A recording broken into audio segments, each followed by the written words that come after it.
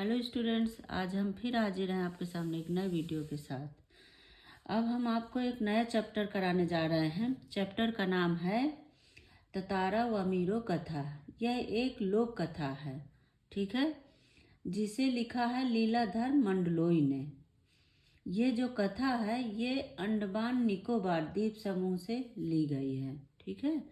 यह पहले की बहुत प्रचलित कथा है। प्रचलित इसलिए क्योंकि वहाँ के लोगों की जुबान पर आज भी यह कथा चलती रहती है। आज भी लोग, अब ये सही है गलत है, लेकिन आज भी लोग इसकी चर्चा करते रहते हैं, ठीक है। क्या है ततारा व मीरो कथा। यह पाठ अंडमान निकोबार द्वीप समूह के प्रचलित लोक कथा पर आधारित है, ठीक है। अंडमान निकोबार दक्षिणी द्वीप लिटिल अंडमान है, जो कि पोर्ट ब्लेयर से लगभग 100 किलोमीटर दूर है, ठीक है। पोर्ट ब्लेयर से लगभग 100 किलोमीटर दूर स्थित है। अंडमान निकोबार दक्षिणी द्वीप लिटिल अंडमान है, जो कि पोर्ट ब्लेयर से लगभग कितना 100 किलोमीटर दूर है, ठीक है। इसके बाद निकोबार द्वीप समूह का पहला प्रमुख द्वीप कार निकोबार है। वहाँ द्वीप तो कई है, लेकिन क्या है, ये पहला ही, इसका क्या नाम है, कार निकोबार है, जो कि लिटिल अंडमान से कितना 96 किलोमीटर 96 किलोमीटर दूर है। लोग कहते हैं, लोगों के अनुसार यह है कि ये दोनों द्वीप कौन कौन से, कार निकोबार और लिटिल अंडमान, ये दोनों द्वीप पहले एक ही थे, ठीक है। और इनकी दूरी कितनी है आपस में, 96 किलोमीटर। तो इनके अलग होने के पीछे एक लोक कथा आज भी प्रचलित है, ठीक है। क्या है कथा।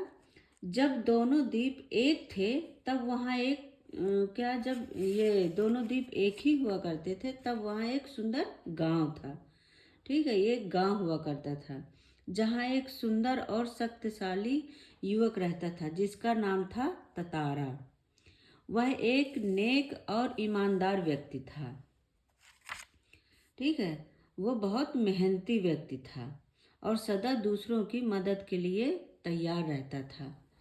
निकोबारी उसे बहुत प्यार करते थे क्योंकि वो सभी की सहायता करता था। यहाँ एक गांव हो दूसरा गांव हो, वो सभी जगह पहुंच जाता था सहायता के लिए। वह अपने गांव के लोगों के साथ सारे द्वीप की भी सेवा किया करता था।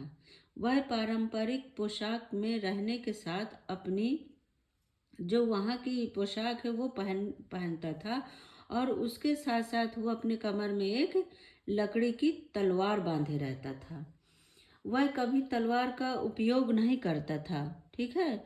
लोगों का मत था कि वो एक, उसमें क्या था, दैवीय शक्ति थी, वो उस तलवार का यूज नहीं करता था। लोग यही मानते थे कि वो एक तलवार दैवीय शक्ति थी। एक शाम ततारा दिन भर के अथक परिश्रम के बाद, मतलब बहुत परिश्रम के बाद समुद्र के किनारे टहलने निकल पड़ा। सूरज डूबने को था। समुद्र से ठंडी हवाएं आ रही थी, झोंके आ रहे थे। पक्षियां अपने घरों को वापस जा रही थी। शाम होने वाली थी।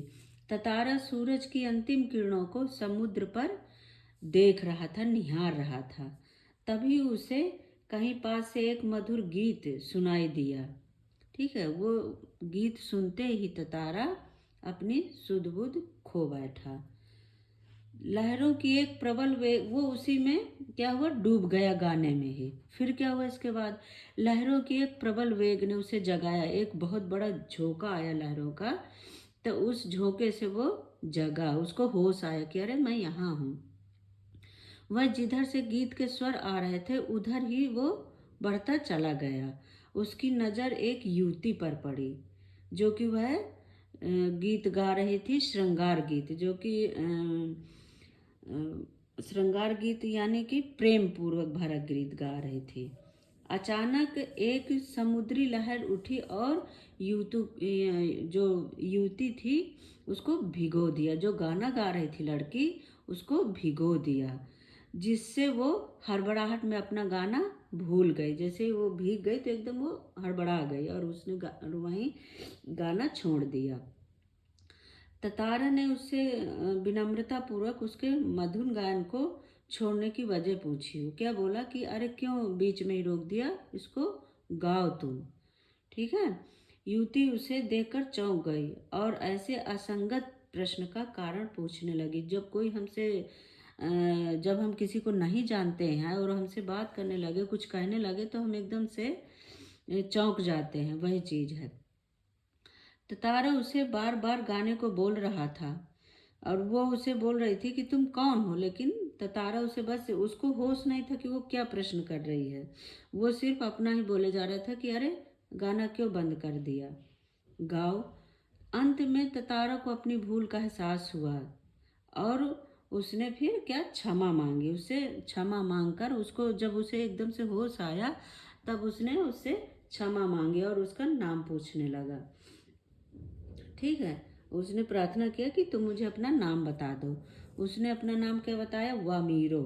ठीक है। ततारा ने उसे अपना नाम बताते हुए कल फिर आने के लिए आग्रह किया। ततारा ने भी अपना नाम बताया और बोला कल फिर आना इसी जगह पर, मैं तुम्हारा इंतजार करूंगा।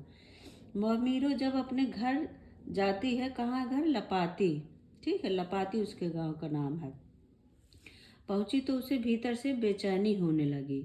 उसने ततारा के व्यक्तित्व में वह सारा गुण पाया जो कि वह अपने जीवन साथी के बारे में सोचती थी। मतलब ततारा उसको ऐसे ही लगने लगा जब उसने सोचा कि मैं तो ऐसा ही जीवन साथी चाहती हूँ, तो वही गुण उसे ततारा में मिल गए। परंतु उनका संबंध परंपरा के विरुद्ध था। इसलिए क्यों परंपरा के विरुद्ध था, क्योंकि वहाँ पे क्या परंपरा थी कि जिस गांव की लड़की है उसी गांव में शादी होगी।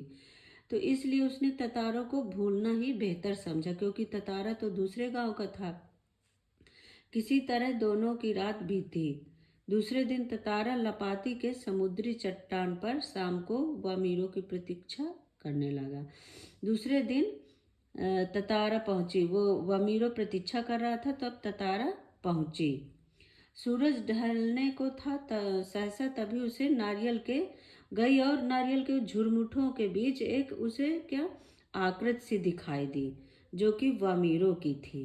अब दोनों रोज शाम में मिलते और एक दूसरे को एकटक निहारते रहते। वो बात नहीं करते, वो सिर्फ आते और एक दूसरे को देखते रहते और चले जाते। लपाती के कुछ युवकों ने, जो जहाँ की लड़की थी, तो वहाँ के कुछ युवकों को उन दोनों के इस मूक प्रेम को उन्होंने भांप लिया था। मूक प्रेम मतलब वो सिर्फ देखते रहते, वो बात नहीं करते थे। और यह बात हवा की तरह सबको मालूम पड़ गई। परंतु दोनों का विवाह संभव न था, क्योंकि दोनों अलग अलग गांव से थे। सबने दोनों को समझाने का प्रयास किया, पूरी तरह से समझाया गया दोनों को, लेकिन दोनों अपनी अपनी बात पर अडिग रहे और हर शाम मिलते रहे। कुछ समय बाद ततारा के गांव पासा, ततारा कहाँ का था, उसके गांव का नाम था पासा, में पशु पर्व का आयोजन था, जिसमें सभी गांव के लोग आया करते थे। वो पशु पर्व एक मनाते थे उनके यहाँ और सभी गांव के लोग, आसपास के लोग आया करते थे पशु पर्व में सम्मिलित होने के लिए। पर्व में पशुओं के प्रदर्शन के साथ साथ और जो वहाँ के युवक थे, उनके युवकों की भी शक्ति की परीक्षा होती थी। साथ ही गीत संगीत और भोजन का भी आयोजन किया जाता था। शाम में सभी लोग पासा आने लगे और धीरे धीरे विभिन्न कार्यक्रम होने लगे। परंतु ततारा का मन इसमें नहीं लग रहा था। वह वमीरो को खोज रहा था कि जब सब लोग आ रहे हैं गांव से इधर, तो वमीरो भी जरूर आएगी। तो उसकी नज़रें सिर्फ वमीरो को खोजने में व्यस्त थी। तभी उसे नारियल के झुंड के पीछे वमीरो दिखाई दी। वह ततारों को देखते ही रोने लगी। उसे नारियल के झुंड के पीछे लगा कि कोई है, तो पास गया और देखा कि वो वमीरो ही है। तब वो जैसे ही वमीरो ने ततारा को देखा तो वो रोने लगी। ततारा भी परेशान हुआ। रुदन का स्वर सुनकर वमीरो की माँ वहां पहुंच गई और उसने ततारा को बुरा भला कहकर अपमानित किया। जब वमीरो रोने लगी तो उसके रोने की आवाज़ सुनकर वमीरो की माँ वहाँ पहुँच गए और उसने ततारा को देखकर ततारा को बहुत भला बुरा कहा, अपमानित किया उसे। जब उसकी माँ की आवाज़ सुनकर फिर गांव के लोग भी वहाँ पहुँच गए और ततारा का विरोध करने लगे, उसके विरोध में आवाज़ उठाने लगे। यह ततारा के लिए असहनीय था। उसे उस परंपरा पे बहुत क्षोभ आ रहा था, बहुत गुस्सा आ रहा था, आश्चर्य हो रहा था और अपनी असहायता पर वो असहाय था, उस चीज़ पर उसे गुस्सा आया क्योंकि वो उससे शादी नहीं कर सकता था वामीरो से, इसलिए वो असहाय था और इस चीज़ को लेकर उसे बहुत अंदर से क्षोभ था। अचानक उसका हाथ तलवार की मूठ यानी कि उसके जहाँ से हम पकड़ते हैं उसको बोलते हैं मूठ, उस पर जा टिका और क्रोध में उसने अपनी तलवार निकालकर धरती में धरती में घुसा दिया और अपनी पूरी ताकत लगाकर खींचने लगा। ठीक है, घुसा दिया, फिर उसे क्या खींचने लगा। जहाँ से लकीर खींची थी वहाँ से धरती में दरार आने लगी। जहाँ से तलवार घुसाया था वो लकीर खिंच गई थी, वहाँ पे क्या हुआ, दरार आने लगी। तो दीप के दो टुकड़े हो चुके थे। एक तरफ था ततारा और दूसरी तरफ वमीरो थी। ठीक है, दूसरा दीप क्या हुआ, धंसने लगा। ततारा को जैसे ही होश आया उसने दूसरे दीप का देखा कि ये दीप धंसने लगा है, तो उसने क्या किया कि जो दूसरा दीप था उसका सिरा पकड़ने की कोशिश की, परंतु वो सफल न हो सका, उसके हाथ से छूट गया और नीचे की तरफ वह फिसलने लगा। बस दोनों के मुंह से एक दूसरे के लिए चीखें ही निकल रही थी। वमीरो बोल रहा था, वो ततारा, बस यही आवाज़ें निकल रही थी। ततारा लहूलुहान अचेत पड़ा था, उसे कोई होश नहीं था। बाद में उसका क्या हुआ कोई नहीं जानता। इधर वामीरो भी पागल हो गई और उसने खाना पीना छोड़ दिया। वो रोज वहीं पे जाके ततारा को खोजने लगी, वहीं जाके रोज बैठती, इंतजार करती। ठीक है, लोगों ने ततारा को खोजने का बहुत प्रयास किया परंतु वह नहीं मिला। आज न ततारा है न वह मीरो है, परंतु उनकी प्रेम कथा घर घर में सुनाई जाती है। ठीक है, इस घटना के निकोबारी एक दूसरे गांव में फिर क्या हुआ, इस घटना से जो निकोबारी थे वो अब वैवाहिक जो वैवाहिक संबंध थे शादी करने के लिए, वो अब एक दूसरे गांव में अपना सहसम्मति से करने लगे। ठीक है, ततारे की तलवार से कार निकोबार से जो दो टुकड़े हुए थे उसमें दूसरा कौन सा था, लिटिल अंडमान।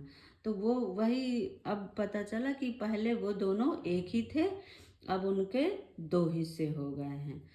तो यहाँ पे ततारा की इस कथा से यही होता है कि गांव वालों को ये सीख मिल गई और फिर उन्होंने आपस में एक दूसरे गांव में सहसम्मत से संबंध बनाने शुरू कर दिए, शादी करनी शुरू कर दिए। तो आज ये स्टूडेंट्स हमने किया ततारा व मीरो कथा की व्याख्या। अगली वीडियो में इसके प्रश्न उत्तर बनाऊंगी। तब तक आप मेरी अगली वीडियो का इंतज़ार करें। थैंक यू बच्चों, बाय बाय।